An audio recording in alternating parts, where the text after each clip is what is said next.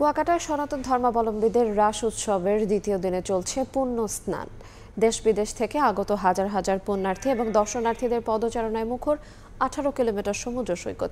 এই মুহূর্তে সেখানে আছেন সহকর্মী শিকদার জাবির হোসেন। সরাসরি যাব তার কাছে। জাবির,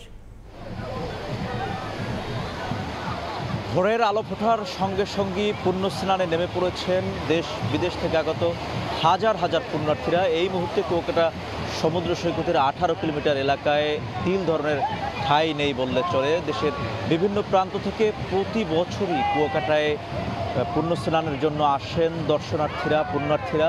এবছরও কিন্তু তার ব্যতিক্রম নয়। এবছর কিন্তু বিগত বছরগুলোর চেয়েও পুণ্যার্থীর সংখ্যা বেশি দেখা যাচ্ছে। পাশাপাশি এই সমুদ্র সৈকত এলাকাতে আমরা দর্শনার্থীদের সংখ্যাও দেখতে পাচ্ছি খুব বেশি।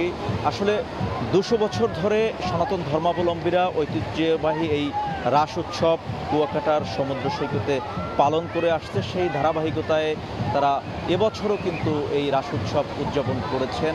আমরা দেখেছি গতকাল রাতে তারা সন্ধ্যায় অধিবাসের মধ্য দিয়ে তাদের এই কার্যক্রম শুরু করেছিল, যেটি আজ পুণ্য স্নানের মধ্য দিয়ে শেষ হবে।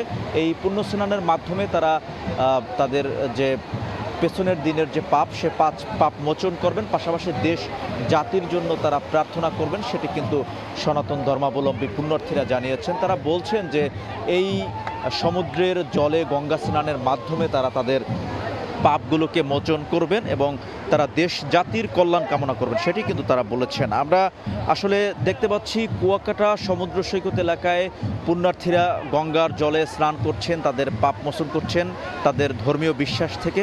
সেটি কিন্তু আমরা এই মুহূর্তে লক্ষ্য করছি। নানা শ্রেণী পেশার, নানা বয়সী নারী পুরুষ এখানে কিন্তু পুণ্য স্নানে অংশগ্রহণ করেছেন।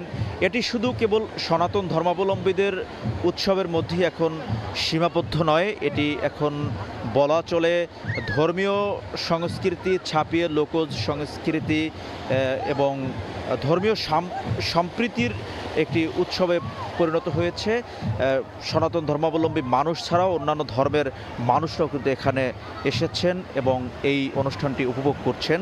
আমরা দেখেছি কুয়াকাটা সমুদ্র সৈকতের আশপাশের এলাকাগুলো কিন্তু এখন তিল ধরনের ঠাঁই নেই বললে চলে।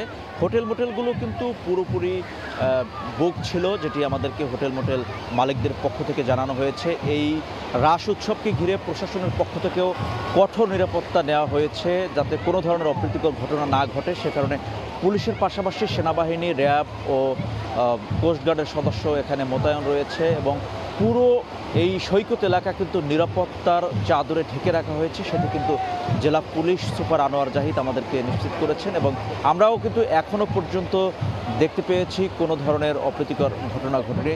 এই ছিল আমার কাছে পটুয়াখালী থেকে সব শেষ। আমরা সরাসরি যুক্ত ছিলাম কুয়াকাটা থেকে। দেখছেন ভোরের সময়, সঙ্গেই থাকুন।